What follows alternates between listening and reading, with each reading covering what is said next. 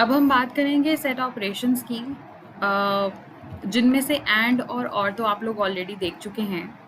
And और कब इस्तेमाल करते हैं? एंड और इस्तेमाल करते हैं जब आपने कंडीशन, एक से ज़्यादा कंडीशंस यूज़ करनी हो ना, तो आप दरमियान में इस्तेमाल करते हैं। उनके दरमियान कभी एंड वाला रिलेशनशिप होता है। एंड और क्या होते हैं वो गेट्स के थ्रू भी आपको पता ही है कि जैसे फॉर एग्जांपल एंड के लिए लाजमी ये है कि दोनों कंडीशन सेटिस्फाई करती हूँ, तो वो वाली रो ही आप एक्सट्रैक्ट करेंगे या अपने रिजल्ट में शो कराएंगे। और तब यूज़ होता है कि अगर एक भी सेटिस्फाई करती हो दोनों में से, तो आपका जो है ना वो वाली जो रो होती है वो आपके रिजल्ट का पार्ट बन जाती है। ठीक है, तो एंड और से तो आप पहले से ही वाकिफ़ हो चुके हैं। सेट ऑपरेशन में और आते हैं यूनियन, ऑल, इंटरसेक्शन और डिफरेंस। यूनियन जिसके लिए हम यूनियन का ही सिंटैक्स यूज़ करते हैं, यूनियन ऑल जिसके लिए हम यूनियन ऑल का सिंटैक्स ही यूज़ करते हैं, इंटरसेक्शन के लिए हम इन का लफ्ज़ इस्तेमाल करते हैं और डिफरेंस के लिए हम नॉट इन का लफ्ज़ इस्तेमाल करते हैं। ये कब इस्तेमाल करते हैं? अगर ये एक जैसे लग रहे हों तो इनके दरमियान में डिफ्रेंशिएट कैसे करना है और इनको कैसे इस्तेमाल करना है, इन सब चीज़ों को जो है वो हम आज के लेक्चर में कवर करेंगे। सो लेट्स सपोज ये हमारे पास जो है ना टेबल्स हैं, एक स्टूडेंट है, एक टीचर का टेबल है, एक डिपार्टमेंट का है। स्टूडेंट में स्टूडेंट का CNIC नाम, एड्रेस और डिपार्टमेंट ID पड़ा हुआ है। टीचर में भी टीचर का नाम, एड्रेस, सैलरी और डिपार्टमेंट ID पड़ा हुआ है, जबकि डिपार्टमेंट में ID, नेम और लोकेशन पड़ी हुई है डिपार्टमेंट की। सो क्वेश्चन क्या है? Name all people from Lahore.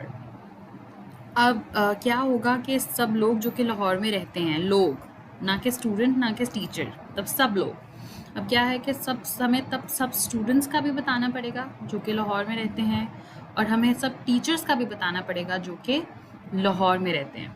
इसका मतलब है इसमें से जो रिज़ल्ट आएगा, यानी इसमें से जो रोज़ आएंगी, उनको हमें इनके साथ लिखना पड़ेगा। ठीक है, इसके लिए क्या करना पड़ेगा? हम इसका अलहदा से रिज़ल्ट निकाल लेते हैं, इसका अलहदा से रिज़ल्ट निकाल लेते हैं, और उसके बाद क्या करेंगे? उन दोनों का यूनियन ले लेंगे, क्योंकि हमें सारा रिज़ल्ट में चाहिए। ठीक है, तो अगर इसकी क्यूरी लिखें हम, तो ये देखें, ये क्या होगा? Select name from student where address like, और लाहौर आपने आगे बता दिया। और लाहौर चूँकि उसने बताया कि उसके एड्रेस में आना चाहिए, हमें नहीं पता शुरू में आएगा आखिर में आएगा, कहाँ आएगा, बस आ जाना चाहिए। तो हमने क्या किया? Address like Lahore. इसी तरह से उसने टीचर्स का भी कहा था, तो हमने कहा select name from teacher where address like Lahore. अब इन दोनों में से दोनों का रिजल्ट चाहिए, तो हम क्या करेंगे? दरमियान में यूनियन लगा देंगे। यूनियन अगर आपको याद हो तो यूनियन ऑपरेटर भी तो यही करता था ना कि लेट्स सपोज आपके पास A है 1 2 3, B है 2 3 4, तो यूनियन क्या करेगा? सारी वैल्यूज जो है ना वो इकट्ठी आपको शो कर देगा A यूनियन B की, यानी कि 1 2 3 और 4B जो यहाँ पे है। अच्छा, यूनियन से क्या होगा कि नाम एक ही दफ़ा आएगा। फॉर एग्जांपल अगर अहमद नाम एक दफ़ा एज स्टूडेंट आ गया है, तो अगर किसी टीचर का नाम अहमद है तो वो दोबारा नहीं आएगा, इसलिए क्योंकि ये यूनियन की प्रॉपर्टी है कि वो कॉमन वैल्यू को एक से ज़्यादा दफ़ा नहीं लेता। बट चूँकि हो सकता है एक टीचर का नाम अहमद हो, एक स्टूडेंट का नाम भी अहमद हो, बहुत सारे कॉमन नाम होते हैं जो पाए जाते हैं स्टूडेंट्स और टीचर्स के दरमियान में, और आप चाह रहे हैं कि वो सब नाम आए। आपके पास वैल्यू जो है वो रिपीट हो सकती है, उसके लिए आप क्या करें? यहाँ पे आप यूनियन ऑल लगा दें। इससे क्या होगा? आपके पास सारी वैल्यूज़ आएंगी। यूनियन ऑल का मतलब ये है कि जितनी दफ़ा वैल्यू आ रही होगी उतनी दफ़ा आपके पास आएगी। ठीक है, जब भी आप चाहते हैं कि वैल्यू जो है वो दो टेबल्स की इकट्ठी आए, तो ज़रूरी है कि आपके पास आखिर में जो टेबल बन रहा हो उसके दोनों के जो नंबर ऑफ़ एट्रीब्यूट्स हैं वो बराबर होने चाहिए। फॉर एग्ज़ाम्पल अगर इसी एग्ज़ाम्पल पे हम आएँ, तो ऐसे नहीं हो सकता कि एक में तो आप सेलेक्ट नेम कर रहे हो और दूसरे में आप नेम के साथ जो है वो एड्रेस भी शो कर रहे हो। आखिर में देखें, इससे आपका एक रिजल्टेंट टेबल बनेगा, इससे आपका एक रिजल्टेंट टेबल बनेगा। इनके नंबर ऑफ़ एट्रीब्यूट्स एक जितने होने चाहिए, तभी तो एक इकट्ठा टेबल बनेगा ना, जिसमें पहले स्टूडेंट्स के नाम आ जाएंगे, स्टूडेंट्स के नाम जहाँ पे ख़त्म होंगे वहाँ पे टीचर्स के नाम आना शुरू हो जाएंगे। बट लेट्स सपोज अगर यहाँ पे आपने स्टूडेंट के सिर्फ नाम रखे होते और यहाँ पे नाम के साथ CNIC भी शो कराया होता, तो उससे समझ ना आती कि कौन सा एट्रीब्यूट कहाँ पे रखना है। इसलिए यूनियन कंपैटिबिलिटी ज़रूरी है जब भी आपने दो टेबल्स के दरमियान में यूनियन इस्तेमाल करना हो। यानी कि आपके पास इक्वल नंबर ऑफ़ एट्रीब्यूट्स होने चाहिए। और फिर दूसरी बात क्या है कि उनकी डोमेन भी सेम होनी चाहिए, क्योंकि देखें जहाँ पे स्टूडेंट्स का नाम ख़त्म होना है वहाँ से टीचर्स का नाम आगे शुरू होना है। यानी कि एक ही कॉलम में सारी वैल्यूज़ आनी हैं जो कि 2 टेबल से आ रही होंगी। अब अगर आपके पास लेट्स सपोज़ आप यहाँ पे नाम शो कराते और यूनियन ऑल कर देते, लेट्स सपोज़ इसका सीएनआईसी के साथ। अब सीएनआईसी में क्या होते हैं, सीएनआईसी में तो इंटीजर्स होते हैं, या जीपीए, जीपीए नहीं सॉरी अगर हम उसकी बात कर रहे हैं, टीचर की बात करें, सैलरी। अब पहले ऊपर नाम चल रहे होते हैं और जैसे ही नाम ख़त्म होते स्टूडेंट के नीचे क्या शो होना शुरू हो जाता है, सैलरीज शो होना शुरू हो जाती। अब मसला क्या है, मसला ये है कि वो एक कॉलम है, एक कॉलम की डोमेन जो है वो सेम होना ज़रूरी है। इसका मतलब यहाँ पे अगर नाम है तो नीचे भी आप नाम ही शो कर रहे हो, एक ही जैसी शो कर रहे चीज़ें शो कर रहे हो। सो सॉरी मोस्ट प्रॉबेबली होगा भी ये कि आप ना एक जैसी चीज़ें शो कर रहे होंगे ना, तो उनके कॉलम के नाम भी सिमिलर ही होंगे। जैसे कि फॉर एग्जांपल यहाँ पे नेम ना होता है एस नेम हो सकता था, टीचर का भी टी नेम हो सकता था, टी नेम ना होता तो। लेकिन इस चीज़ का आपने ख्याल करना है कि जब आप चाह क्या रहे हैं, आप चाह रहे हैं कि एक ही कॉलम में पहले एक टेबल की रोज़ आ जाएँ और जब वो ख़त्म हो तो उसके बाद दूसरे टेबल की रोज़ आ जाएँ। तो उसके लिए ज़रूरी ये है कि पहली बात तो ये है कि नंबर ऑफ़ कॉलम जो आपने, फॉर एग्जांपल आप ये भी कर सकते हैं, आप ये भी कर सकते हैं, CNIC और नेम शो कर दें पहले किसका, स्टूडेंट्स का, और जब वो ख़त्म हो जाए तो आप नीचे क्या कर दें, आप नीचे CNIC और नेम शो कर दें टीचर का। फॉर एग्ज़ाम्पल अगर आप ऐसे करें तो फिर ये ऐसे ही होना चाहिए, दोनों का CNIC पहले होना चाहिए, नाम बाद में होना चाहिए। दोनों के CNIC की डोमेन यही होनी चाहिए कि वो CNIC हो, और नाम की भी डोमेन यही होनी चाहिए कि उसमें दोनों में जो है ना वो कैरेक्टर्स आ सकते हैं। क्यों? क्योंकि पहले CNIC और नाम ख़त्म होगा स्टूडेंट का और उसके बाद टीचर का स्टार्ट हो जाएगा। तो यूनियन कंपैटिबिलिटी ज़रूरी है जब आपने एक ही रिजल्टेंट टेबल में पहले रोज़ लेके आनी है एक टेबल से और फिर रोज़ लेके आनी है किसी दूसरे टेबल से। इस चीज़ का आपने ख्याल करना है। तो इस तरह से हमने क्या लिया, हमने यूनियन लेना सीखा। और यूनियन ऑल हम तब लेते हैं जब हम चाहते हैं कि वैल्यूज़ अगर एक टेबल से आ गई हैं और दूसरे टेबल में उसकी वैल्यूज़ रिपीट भी हो रही हैं, तब भी हमारे पास वो किधर आ जाएँ, हमारे पास वो तब भी उसमें आ जाएँ, हमारे रिज़ल्ट में आ जाएँ। ठीक है जी। नेक्स्ट क्वेरी देखें, name all students who are also teaching. अगर ये काम आपने वैसे करना हो तो आपको कैसे पता लगेगा कि कैसे पता लगेगा कि वो स्टूडेंट्स की आप बात कर रहे हैं जो कि टीचिंग भी कर रहे हैं। अगर आपने ड्राई रन करना हो तो आप कैसे करेंगे? बेशक इस वीडियो को 1 मिनट के लिए पॉज करें और इसको ऐसे सॉल्व करें कि जैसे लेट्स सपोज आपके पास ये फाइल्स होती, स्टूडेंट की अलहदा, टीचर की अलहदा, तो आप कैसे पता लगाते कि उन स्टूडेंट्स का क्या नाम है जो कि पढ़ा भी रहे हैं। सो आपको उन सब का नाम शो करना है जिनका नाम इधर भी हो। अब नाम की बात करते हुए ना थोड़ा सा मसला पड़ जाएगा। मसला क्या पड़ेगा? मसला ये पड़ेगा कि स्टूडेंट का नाम अहमद है और टीचर का नाम भी अहमद है। अब ये बात कैसे मेक श्योर करेंगे कि ये वही टीचर है जो कि एज स्टूडेंट भी है? अच्छा, पहली बात समझ आ गई है। होता ये बेसिकली कि नॉर्मली कुछ लोग जो होते हैं वो एज लैब असिस्टेंट या एज टीचर जो है वो बैचलर्स को पढ़ा रहे होते हैं और साथ ही साथ जो है ना वो PhD में इनरोल्ड भी होते हैं। तो वो एज स्टूडेंट इस टेबल में भी होंगे और एज टीचर इस टेबल में भी होंगे। लेकिन अब हर जो अहमद है वो तो टीचर अहमद नहीं है ना, सिर्फ स्पेसिफिक हैं। अब कैसे पता लगेगा कौन सी चीज़ है जो स्पेसिफिक होती है हर एक की? वो होता है उनका CNIC के, मतलब उनका नाम बताएं, उन स्टूडेंट्स का नाम बताएं जिनका CNIC किधर मौजूद है, टीचर के टेबल में भी मौजूद है। देखिए, आपको हर टीचर का नाम नहीं बताना, आपको हर स्टूडेंट का नाम नहीं बताना, आपको उन स्टूडेंट्स का नाम बताना है जो कि टीचर के टेबल में भी हैं। और वो एट्रीब्यूट जो कि कॉमन होगा, देखें एड्रेस 2 लोगों का सेम हो सकता है, ठीक है। GPA की बात ही ना करें क्योंकि स्टूडेंट के टेबल में GPA पड़ा हुआ है, टीचर के टेबल में तो सैलरी पड़ी हुई है। डिपार्टमेंट तो बहुत सारे स्टूडेंट्स और टीचर का एक जैसा होगा, नाम भी बहुत सारे स्टूडेंट्स और टीचर्स का एक जैसा हो सकता है। आप लोगों ने खुद वो किया होगा, देखा होगा कि टीचर्स का और स्टूडेंट्स का नाम एक जैसा होता है। आपको वो बंदा चाहिए, उस बंदे का नाम चाहिए, उस स्टूडेंट का नाम चाहिए जिसका CNIC टीचर के टेबल में मौजूद हो। तभी तो वो वाला स्टूडेंट होगा जो कि स्टूडेंट के साथ साथ एक टीचर भी होगा। फॉर एग्जाम्पल क्यूरी अगर लिखना शुरू करें, हम इस्तेमाल करेंगे इन का, इन यानी कि इंटरसेक्शन। अब इंटरसेक्शन ये है ना कि इस टेबल में पड़े हुए CNIC और इस टेबल में पड़े हुए CNIC का इंटरसेक्शन ही आप एक तरह से ले रहे हैं ना। फॉर एग्जाम्पल ये करके देखते हैं यहाँ पे, जैसे कि लेट्स सपोज ये जो है ना स्टूडेंट का टेबल है जिसमें रोल नंबर पड़ा हुआ है 1 2 3 6। ये टीचर का टेबल है जिसमें रोल नंबर पड़ा हुआ है 1 3 4 5।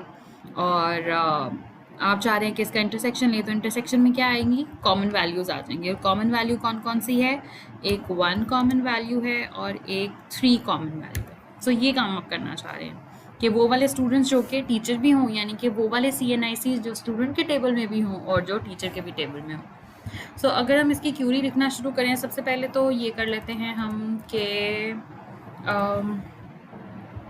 क्यूरी लिखते हैं कि स्टूडेंट्स के हमने नाम शो करने हैं। ये select name from student where, उन स्टूडेंट के नाम जिनका CNIC टीचर के टेबल में एग्जिस्ट करता हो। वेयर CNIC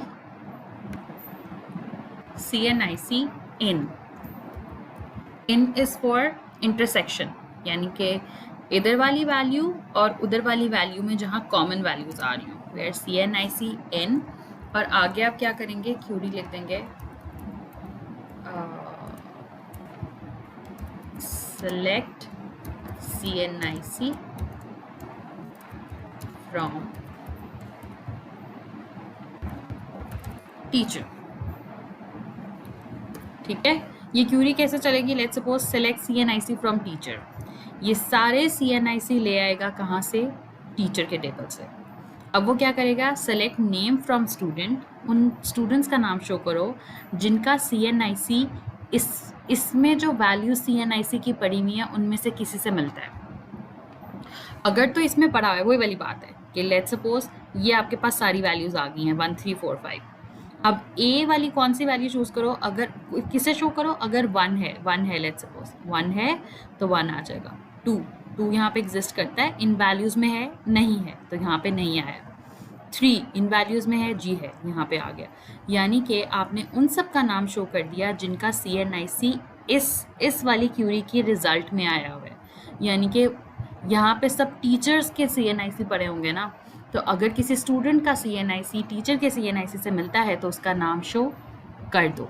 ठीक है, इसी तरह से हम क्या यूज़ कर सकते हैं, हम नॉट इन भी इस्तेमाल कर सकते हैं। Name all students who are not teaching, इसका मतलब है कि उन सब स्टूडेंट्स का नाम शो कर दें जो है वो टीचर्स नहीं हैं। तो उसके लिए क्या करना है, इस क्यूरी में क्या होगा, इनकी जगह आपके पास नॉट इन आ जाएगा। ठीक है, select name from student where CNIC not in, select CNIC from teacher, teachers के CNIC में नहीं होना चाहिए। इसे बेसिकली क्या कहते हैं, इसे कहते हैं A-B। अगर इसी में हम चेंजेस करें, लेट्स सपोज A-B कैसे काम करता है, A-B ऐसे काम करता है कि वो A में देखता है कि कौन कौन सी वैल्यूज़, वो वाली वैल्यूज़ लिखवाता है A की, वो वाली वैल्यूज़ जो B में एग्जिस्ट ना करती हूँ, यानी A में से B को निकाल देता है। फॉर एग्जांपल A की वैल्यू 1 B में है, हाँ है, तो ये नहीं आएगी। 2 वैल्यू B में है, नहीं है, ये आ जाएगी। 3 वैल्यू दोनों में है तो नहीं आएगी। 6 वैल्यू, यानी कि आपने क्या किया है, A में से B को निकाल दिया, यानी कि B की वैल्यू 1 और 3 जो कि A में एग्जिस्ट करती थी उसको निकाल के जो बाकी चीज़ बची है ना वो आपके पास आ जाती है। ठीक है, अच्छा एक और बात, A union B is equal to B union A, ये तो आपने मैं ये रूल्स भी आपको बता देती हूँ ताकि आपको पता हो कि किस चीज़ को आप आगे पीछे कर सकते हैं, किस चीज़ को आप आगे पीछे नहीं कर सकते। A union B is equal to B union A intersection B is equal to B intersection A minus B is not equal to B minus A, यानी कि name all students who are not teaching और name all teachers who are not students are both different things. जबकि ये जो चीज़ है name all students who are teaching का भी रिजल्ट वही होगा जो इसका होगा name all teachers who are also students. मतलब ये वही वाली बात है, कान जिधर से भी पकड़ लो, आपने कान ही पकड़ना है कि आपने उस बंदे का नाम बताना है जो स्टूडेंट भी है और टीचर भी है। ठीक है, दोनों सूरतों में, name all students who are also teaching और name all teachers who are also students, इसका तो ये मतलब है। लेकिन यहाँ पे देखें ये क्यूरी क्या बन जाएगी, उन स्टूडेंट्स का नाम बताएं जो कि टीचर्स नहीं है, इसका मतलब सब स्टूडेंट्स जो कि टीचर नहीं है। इसको उल्टा करें यानी B-A, तो वो क्या बनेगा, उन टीचर्स का नाम बताएं जो कि स्टूडेंट नहीं है, यानी कि वो सब टीचर्स जो कि स्टूडेंट नहीं है। ये बिल्कुल डिफरेंट चीज़ हो जाती है। और यहाँ पे भी अगर आप देखें, हम यहाँ पे अगर B-A निकालें, B-A इज इक्वल टू, वो आपके पास क्या बनता है, बी में देखें, बी में आपके पास 1 है, 1 ऑलरेडी एग्जिस्ट करता है, 3 एग्जिस्ट करता है, यहाँ पे एग्जिस्ट करता है, 4 नहीं करता, तो आपके पास क्या आएगा 4 और 5। देखिए दोनों का रिजल्ट जो है वो चेंज है। बहरहाल इतनी मैथ्स में जाने की ज़रूरत नहीं थी, सिर्फ जस्ट इसलिए कि आप लोगों को पता लग जाए, वरना अगर अभी तक की मैं करूं आप लोगों के साथ डिस्कशन करूं तो वो यही है कि आपके पास एक यूनियन होता है, एक यूनियन ऑल होता है, इंटरसेक्शन होता है जो कि कॉमन वैल्यूज़ लेता है, और डिफरेंस जो है वो नॉट इन यानी कि माइनस वाला काम करता है आपके पास। ये सब जो है ना वो हमने ऑपरेशंस देखे हैं, और एंड और हम पहले इस्तेमाल करते रहते हैं, तो उसे दोबारा रिपीट करने की ज़रूरत नहीं थी। अब आ जाते हैं हम कि हमने यूनियन का भी इस्तेमाल किया जब हमारे पास क्वेश्चन ये था कि name all students plus teachers from Lahore. तो हमने क्या किया, हमने स्टूडेंट्स के भी निकाल लिए लाहौर वाले, और हमने टीचर्स भी निकाल लिए लाहौर वाले, और उनके दरमियान में अगर हम यूनियन लेते तो नाम और CNIC अगर यहाँ पे ऑलरेडी आ चुका था उन स्टूडेंट्स का जो कि बाद में टीचर्स भी थे, तो उसने दोबारा नहीं आना था, क्योंकि CNIC अब कॉमन नहीं होगा। जैसे पहले हम लोग नाम की बात कर रहे थे, अब CNIC तो सबका डिफरेंट ही होगा। लेकिन फिर भी वही वाली बात है कि अगर आप सिर्फ यूनियन लिखेंगे तो आपके पास एक ही दफ़ा नाम आएगा उस स्टूडेंट का जो कि साथ साथ जो है वो टीचर भी है, और साथ ही साथ उसने जो है एडमिशन भी लिया हुआ है। लेकिन अगर आप यूनियन ऑल लगा लेंगे तो उस स्टूडेंट की और उस इंसान की जो आपके पास है इन्फॉर्मेशन, वो 2 दफ़ा आएगी, एक दफ़ा एज स्टूडेंट आएगी पहले, और बाद में जो है वो एज टीचर आएगी। इसके लिए हमने यूनियन कंपैटिबिलिटी की भी बात की थी कि जब आप 2 टेबल्स का डेटा एक 2 डिफरेंट टेबल से ला रहे हैं रोज़, पहले एक टेबल से रोज़ ला के रख रहे हैं अपने पास अपने रिजल्टेंट टेबल में, और उसके बाद दूसरे टेबल से ला के रोज़ रख रहे हैं, तो उसके लिए ज़रूरी ये है कि दोनों के नंबर ऑफ़ एट्रीब्यूट सेम होने चाहिए। यानी कि आपने जितने आप नंबर ऑफ़ एट्रीब्यूट्स ऊपर वाले टेबल से लेके आए हैं उतने ही आप नीचे वाले से ला रहे हो। और दूसरी बात ये है कि उसमें जो डोमेन है वो सेम होनी चाहिए। मतलब ये जो CNIC नेम है ये इसी तरह में होना चाहिए। अगर नेम और CNIC होता तो इनकी डोमेन सेम ना होती तो ये एक इकट्ठे रो में नहीं आ सकते थे। आपने इसको भी सेम रखना है, ठीक है। ये बात होगी जो यूनियन की, जिसमें आप एक ही टेबल से जो थे वो डेटा लेकर आए पहले, और उसके बाद आप दूसरे टेबल से जो थे वो डेटा लेकर आ गए और आपने इकट्ठा रख दिया, आपका रिजल्ट बन गया। अब दूसरा होता है एक इंटरसेक्शन भी होता है। इंटरसेक्शन में क्या होता है कि आप कॉमन डेटा लेकर आते हैं। फॉर एग्जांपल जैसे वैसे ही आप लोगों को पता ही है कि यूनियन का क्या मतलब होता है और इंटरसेक्शन का क्या मतलब होता है, आप लोगों ने सेट थ्योरी में देखा ही हुआ है। तो इंटरसेक्शन कहाँ यूज़ किया हमने, तब जब हमने कहा कि हमें उन स्टूडेंट्स का नाम चाहिए जो कि साथ में टीचर भी हैं। मतलब दोनों टेबल्स में जो कॉमन वैल्यूज़ हैं, कॉमन वैल्यूज़ कैसे निकलती हैं कि रिजल्ट में आपने नाम किनका शो करना है, स्टूडेंट्स का। तो हमने लिखा select name from students where.